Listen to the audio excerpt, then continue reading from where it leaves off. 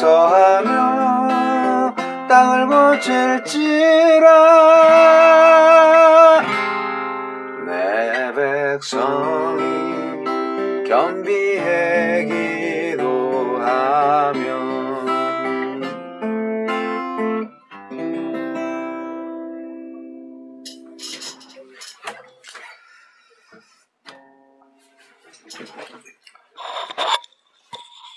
자, 11월 9일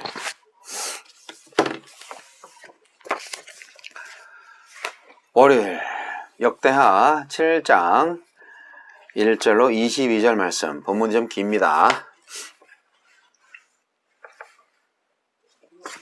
역대하 7장 1절로 22절 말씀. 솔로몬이 기도를 마침에 불이 하늘에서부터 내려와서 그 번제물과 제물들을 사르고 여호와의 영광이 그 성전에 가득하니 여호와의 영광이 여호와의 전에 가득하므로 제사장들이 여호와의 전으로 능히 들어가지 못하였고 이스라엘 모든 자손은 불이 내리는 것과 여호와의 영광이 성전 위에 있는 것을 보고 돌을 깐 땅에 엎드려 경배하며 여호와께 감사하여 이르되 선하시도다 그의 인자하심이 영원하도다 하니라.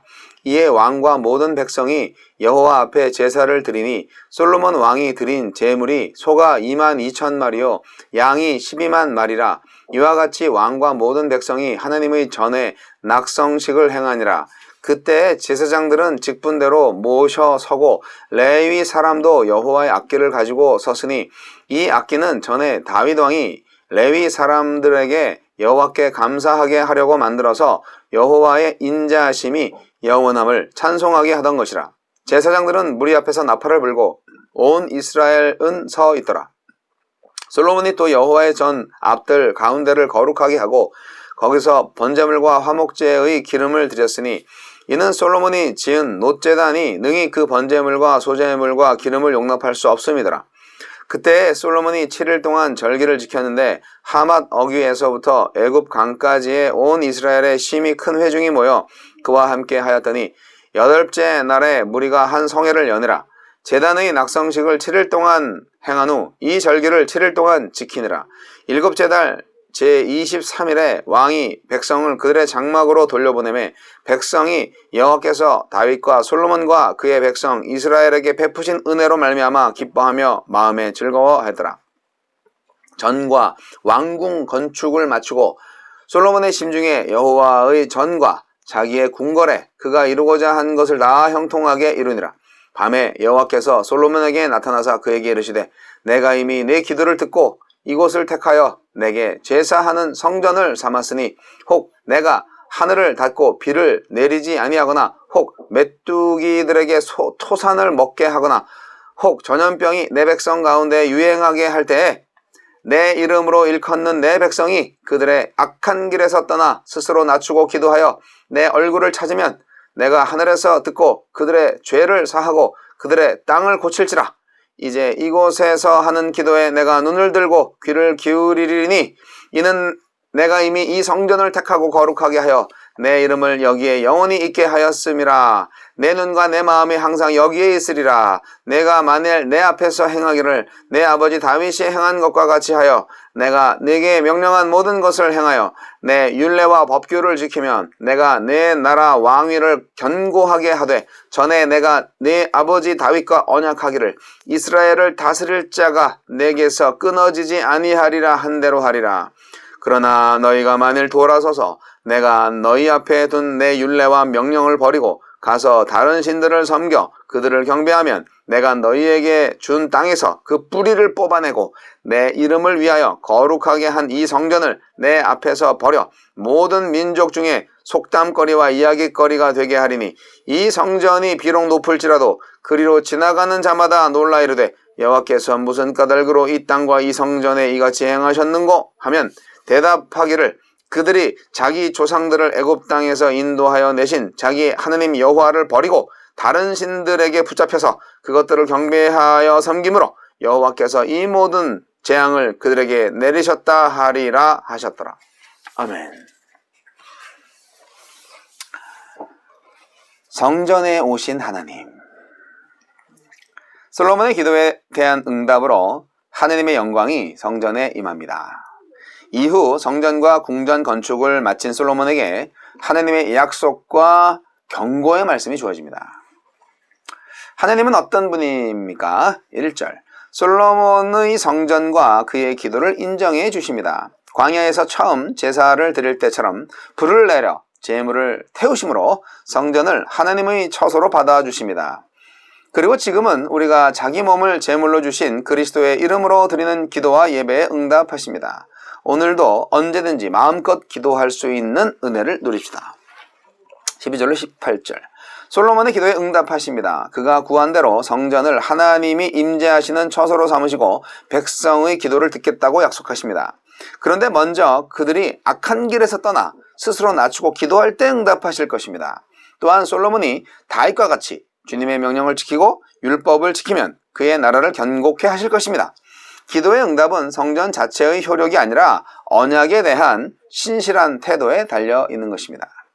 19절로 22절 하느님의 백성이 말씀을 버리면 하느님도 성전을 버리겠다고 경고하십니다. 말씀을 버린 것은 하느님을 버린 것과 같기 때문입니다. 솔로몬 성전이 무너지는 것을 경험한 역대기의 독자들에게 이 말씀은 뼈아프게 다가왔을 것입니다. 지금 솔로몬과 백성들에게는 성전이 무너질 수 없다는 확신이 있지만 하느님은 이 말씀의 경고대로 성전을 황폐케 하셨기 때문입니다. 말씀이 없고 하느님이 떠나신 성전은 무익할 뿐입니다. 교회가 말씀을 버리고 탐욕의 우상을 따른다면 하느님은 아끼지 않으시고 세상의 웃음거리로 만드실 것입니다. 우리에게 주시는 교훈은 무엇입니까?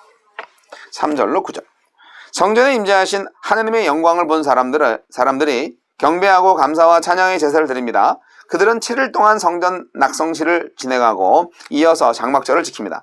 광야의 회막, 솔로몬의 성전, 그리고 훗날 포로에서 귀환한 이들이 재건한 성전, 제2성전이죠. 그곳에서 하느님의 백성은 크게 기뻐하며 예배합니다. 성전 예배가 감격스러운 것은 성전이 하느님의 임재를 상징하고 그분의 구원과 회복 돌보심의 증거이기 때문입니다. 이제 하느님은 우리 몸을 성전 삼아 주셨습니다.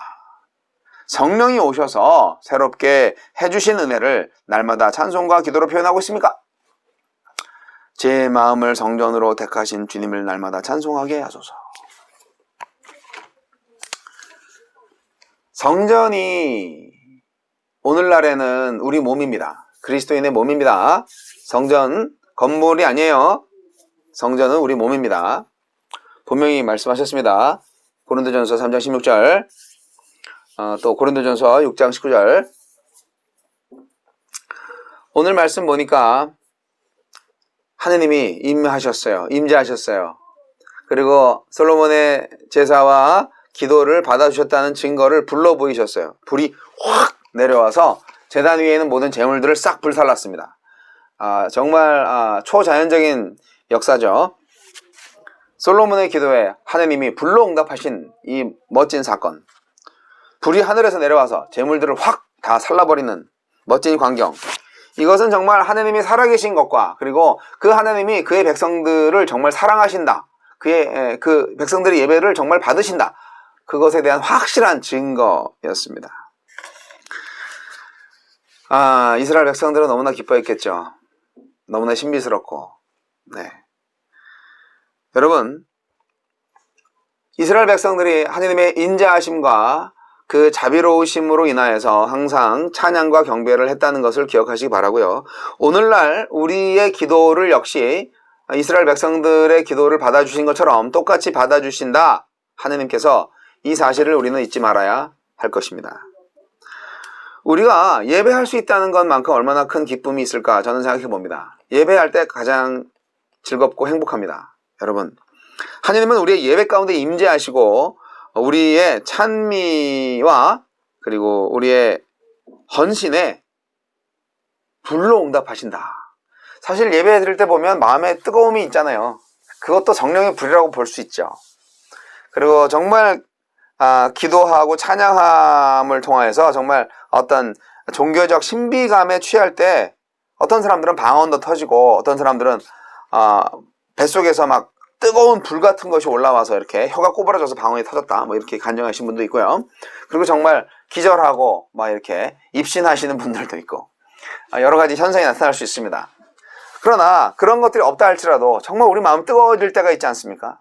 그것이 바로 하나님을 예배할 때.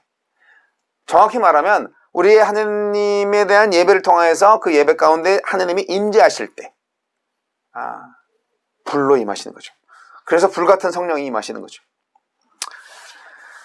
솔로몬 시대에는 성전이 있었기 때문에 성전에서 하나님이 임재하셨고요. 그래서 너무너무 좋았던 시절이 되었는데요. 밤에 또 솔로몬에게 개인적으로 나타나셨어요. 우리 하나님께서. 솔로몬이 만약에 성전과 궁전을 자기 영화를 위해서 사용했다면 하나님이 이렇게 좋은 응답으로 나타나지는 않았을 거예요. 어쨌든 솔로몬은 아주 멋진 약속을 받습니다. 오늘 역대하 7장 14절이 얼마나 중요한 말씀인지 모릅니다. 정말 귀한 말씀입니다. 근데 조건이 있어요. 솔로몬의 조건. 주님께서 제시하신 조건. 만약 솔로몬 네가 성전과 궁전을 자기 영화를 위해서 사용하지 않고 주의 말씀에 순종하기를 즐겨한다면 이라는 조건. 그러면 어떻게 하실 것이냐? 설령 범죄했을지라도 그 악한 길에서 떠나서 스스로 낮추고 기도하여 하나님의 얼굴을 찾는다면 죄를 사해 줄 것이다. 이 땅을 고치실 것이다. 라는 그 약속. 하나님의 약속. 기꺼이 다시 상대해 주겠다. 하나님의 회복의 약속. 회개하면 내가 다시 회복시켜 준다. 바로 이 하나님의 약속이 있었다는 것이죠. 여러분, 하나님은 정말 그냥 스스로 약속하신 분이고 스스로 약속을 꼭 지키시는 분입니다. 약속을 어기는 존재는 우리 인간들이고요. 하나님은 자기 스스로에게 약속을 하셔요. 우리와 약속을 하지만 자기 스스로에게 약속을 하십니다. 은총의 상징으로서의 성전이 있습니다. 그래서 오늘날 우리가 이 몸이 성전이기 때문에 우리 몸이 하나님의 임재를 잘 받아들일 수 있어야 됩니다. 거룩한 몸이 되어야 되겠죠. 근데 만약에 그렇게 안 된다면 어떻게 될까요? 하나님은 경고도 주십니다. 심판의 상징으로서 성전이 되는 거예요. 성전이 이스라엘의 안전을 보장하지 않아요. 성전 자체는 아무것도 아니에요. 성전으로 안전하고 성전이 있기 때문에 우리가 신앙이 좋고 그런 거 아니에요. 예배당을 아무리 크고 멋지게 지었다 할지라도 우리가 진실로 예배하지 않으면 그건 흉물스러운 벽돌더미에 지나지 않죠. 이스라엘 백성이 그 성전에 임재하신 하나님을 어떻게 대하느냐에 따라서 그 복이냐 저주냐가 판가름 납니다. 하나님의 말씀에 불순종하고 다른 신을 섬긴다면 하나님은 어떻게 하신다고요? 성전을 떠나신다는 거예요. 그리고 백성을 버린다는 거예요. 그리고 그 성전이 무너지고 황폐해지는 건 정말 시간 문제라는 거예요. 우리는 역사를 알고 있죠. 사실 이스라엘 성전은 3번 지어졌고 다 무너졌습니다. 하나님은 이스라엘 백성들을 심판했습니다.